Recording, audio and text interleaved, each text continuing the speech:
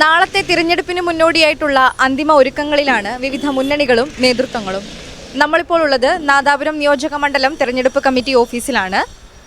മുസ്ലിം league നേതാവും നാദാപുരം നിയോജക മണ്ഡലം തെരഞ്ഞെടുപ്പ് കമ്മിറ്റി ചെയർമാനുമായ സൂപ്പി നരിക്കാട്ടേരിയാണ് നമ്മളോടൊപ്പം ചേരുന്നത്. നാളെയാണ് തിരഞ്ഞെടുപ്പ്, അതിൻ്റെ അന്തിമ ഒരുക്കങ്ങളിലാണെന്നറിയാം. അതിനിടയിൽ കുറച്ച് സംശയങ്ങളുണ്ട്. നമ്മളിപ്പോൾ ഈ ഒരു നാദാപുരം മണ്ഡലത്തെക്കുറിച്ച് പറയുകയാണെങ്കിൽ തിരഞ്ഞെടുപ്പിന് മുന്നേ തന്നെ 2-3 സ്ഥലങ്ങളിൽ ചെറിയ തരത്തിലുള്ള സംഘർഷങ്ങൾ രൂപപ്പെട്ടിട്ടുണ്ട്. അതുപോലെ തന്നെ 1-2 പ്രശ്നബാധിത ബൂത്തുകളും ഉണ്ട്. അപ്പോൾ UDF നേതൃത്വത്തിൻ്റെ കീഴിൽ ഇതൊക്കെ നിയന്ത്രിക്കാൻ തരത്തിലുള്ള എന്ത് മുന്നൊരുക്കങ്ങളാണ് ഈ ഒരു UDFൻ്റെ നേതൃത്വത്തിൽ ഒരുക്കിയിട്ടുള്ളത്? UDFൻ്റെ ലീഡർഷിപ്പ് ഈ നിയോജകമണ്ഡലത്തിലെ എല്ലാ കേന്ദ്രങ്ങളെയും വീക്ഷിച്ചുകൊണ്ട് തെരഞ്ഞെടുപ്പ് പൂർണ്ണമായും സമാധാനപരമാക്കുന്നതിന് വേണ്ടിയുള്ള എല്ലാ സംവിധാനങ്ങളും ഒരുക്കിയിട്ടുണ്ട്. ഒരു തരത്തിലും UDF പ്രവർത്തകന്മാരുടെ ഭാഗത്തുനിന്ന് യാതൊരു പ്രകോപനവും ഈ തെരഞ്ഞെടുപ്പിൽ ഉണ്ടാകുന്നതല്ല.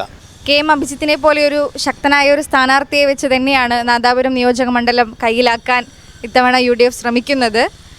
ഇത്രയേറെ വർഷങ്ങളായി LDFനെ പോലെയുള്ള വളരെ ശക്തരായ ഒരു മുന്നണിക്ക് കീഴിൽ നാദാപുരം, അതിനുശേഷം ഇത്തവണ വളരെ നല്ല ഭൂരിപക്ഷത്തോടു കൂടി തന്നെ UDF ആ ഒരു പുതിയ ചരിത്രം അല്ലെങ്കിൽ പുതിയൊരു ചരിത്രത്തിന് തുടക്കം കുറിക്കുമെന്നാണ് പറയുന്നത്. അതിനെക്കുറിച്ച് സാറിന് എന്താണ് പറയാനുള്ളത്?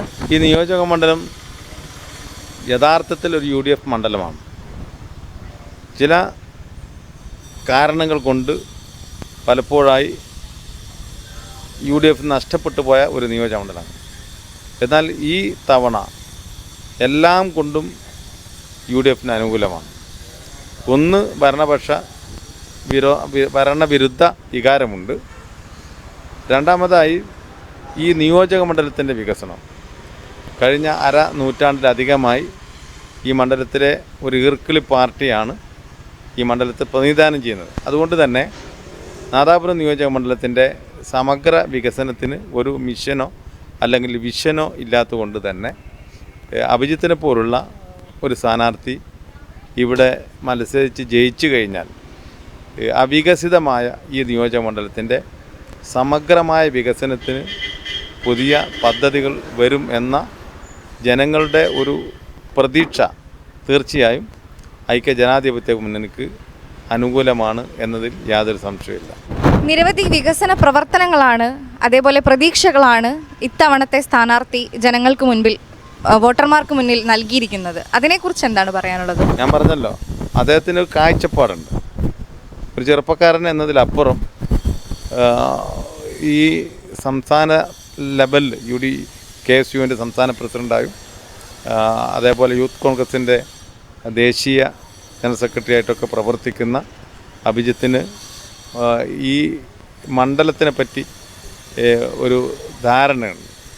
ഇതൊരു കാർഷിക മേഖലയാണ്, ഇതൊരു ടൂറിസം സാധ്യതയുള്ള ഒരു നിയോജകമണ്ഡലമാണ്. ഇവിടെ ഗൾഫുകാരുടെ സാന്നിധ്യം, പ്രവാസികളുടെ സമ്പാദ്യം അല്ലെങ്കിൽ അവരുടെ സാന്നിധ്യം ഈ സ്റ്റേറ്റിൽ തന്നെ ഏറ്റവും കൂടുതലുള്ള ഒരു നിയോജകമണ്ഡലമാണ്. അതുകൊണ്ട് തന്നെ കാർഷിക മേഖലയിലും വ്യവസായ മേഖലയിലും അതേപോലെ ഇവിടെ ടൂറിസം മേഖലയിൽ അതുപോലെ ഗതാഗത രംഗത്ത് എല്ലാം തന്നെ കൃത്യമായ ഒരു പ്രൊജക്റ്റ്, അതല്ലെങ്കിൽ വലിയൊരു സ്കീം, ഒരു പാക്കേജ് ഈ നിയോജകമണ്ഡലത്തിൽ നടപ്പാക്കാൻ കഴിയും എന്ന് അദ്ദേഹത്തിന് ധാരണയുണ്ട്. അത് മാത്രമല്ല, നമുക്കറിയാം അഭിജിത്തിനെ പോലുള്ള ഒരു വ്യക്തി ഈ നിയോജകമണ്ഡലത്തിൽ മത്സരിക്കുമ്പോൾ അയാളുടെ ഒരു ഭാവനക്കനുസരിച്ച് ഇവിടെ പ്രവർത്തന രംഗത്ത് വന്നു കഴിഞ്ഞാൽ ഈ നിയോജകമണ്ഡലത്തിൻ്റെ ഈ വികസന പിന്നോക്കാവസ്ഥ മാറ്റി ഈ മണ്ഡലത്തെ വികസന രംഗത്ത് ഒരു വലിയ മുന്നേറ്റത്തിന് ആക്കം കൂട്ടാൻ സാധ്യമാകും എന്ന് പൊതുവെ ജനങ്ങളിൽ സംസാരമുണ്ട്. ഒന്ന്, സംസ്ഥാന തലത്തിൽ ഭരണവിരുദ്ധ വികാരമാണ്. രണ്ടാമത്, ഈ നിയോജക മണ്ഡലത്തിലെ വികസന രംഗത്ത് കഴിഞ്ഞ പതിറ്റാണ്ടുകളായി ഉള്ള പിന്നോക്കാവസ്ഥ പരിഹരിക്കുന്നതിന് ഒരു മാറ്റം ജനങ്ങൾ ആഗ്രഹിക്കുന്നു. മുതിർന്ന ഒരു ലീഗ് നേതാവാണ്. അതുപോലെ തന്നെ ഇത്തവണത്തെ തിരഞ്ഞെടുപ്പ് കമ്മിറ്റി ചെയർമാൻ എന്ന നിലയിൽ വിവിധ പഞ്ചായത്തുകൾ അതുപോലെ ബൂത്തുകൾ കേന്ദ്രീകരിച്ചൊക്കെ നോക്കുമ്പോൾ ജനങ്ങളുടെ ഒരു പ്രതികരണം, വോട്ടർമാരുടെ ഒരു പ്രതികരണം എങ്ങനെയാണ്? തികച്ചും പോസിറ്റീവായിട്ടാണ് പ്രതികരിക്കുന്നത്.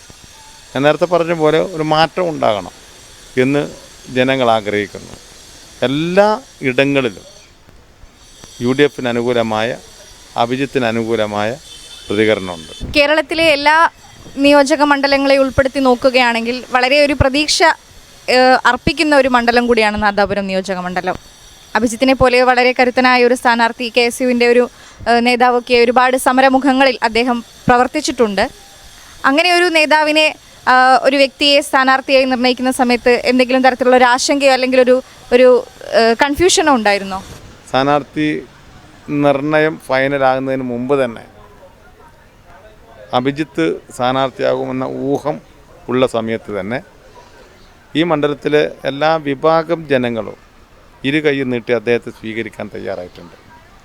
അത് അദ്ദേഹത്തിൻ്റെ സ്വഭാവ ഗുണവും അദ്ദേഹത്തിൽ ജനങ്ങൾക്കുള്ള പ്രതീക്ഷയുമാണ് സൂചിപ്പിക്കുന്നത്. ഈ സാധാരണ പൊതുവെ തെരഞ്ഞെടുപ്പുകളിൽ അല്ലറ ചില്ലറ പ്രശ്നങ്ങളും അഭിപ്രായ വ്യത്യാസങ്ങളൊക്കെ ഉണ്ടാകാറുണ്ട്. എന്നാൽ ഈ ഞാനും പല ഘട്ടങ്ങളിലായി പലപ്പോഴും തെരഞ്ഞെടുപ്പ് കമ്മിറ്റി ചെയർമാനായി പ്രവർത്തിച്ചിട്ടുള്ള ആളാണ്. എന്നാൽ പഴയതിൽ നിന്നെല്ലാം വ്യത്യസ്തമായി ഈ ഒരു തെരഞ്ഞെടുപ്പിൽ നാദാപുരം നിയോജക മണ്ഡലത്തിൽ ഒരു ബൂത്തിൽ പോലും പാർട്ടികൾ തമ്മിലുള്ള അഭിപ്രായ വ്യത്യാസമോ പാർട്ടിക്കകത്തുള്ള അഭിപ്രായ വ്യത്യാസമോ ഈ തെരഞ്ഞെടുപ്പ് പ്രവർത്തനത്തെ ഒരിക്കലും ബാധിച്ചിട്ടില്ല. വളരെ സ്മൂത്തായി. പിന്നെ എതിരാളികൾ പോലും ഈ സ്ഥാനാർത്ഥിയെ അംഗീകരിക്കുന്നു. അതേപോലെ ഈ ഗവൺമെൻറ്റിനെതിരായ, പ്രത്യേകിച്ച് CPMൻ്റെ അപജയത്തിനെതിരായ ഒരു പ്രതികരണം ഇവിടെ പ്രത്യേകിച്ച് കമ്മ്യൂണിസ്റ്റുകാരുടെ ഇടയിൽ പോലും നമുക്ക് ദൃശ്യമാകാൻ കഴിയുന്നുണ്ട്. UDF തന്നെ ഇത്തവണ ഒരു പുതിയ ചരിത്രം എഴുതുമെന്ന് തന്നെയാണ് നേതൃത്വം മനസ്സിലാക്കുന്നത്, അല്ലെ പ്രതീക്ഷിക്കുന്നത്? 100% നാദാപുരം നിയോജക മണ്ഡലം UDF പിടിച്ചിരിക്കും. കേരളവും UDFൻ്റെ കയ്യിലേക്ക് വരും.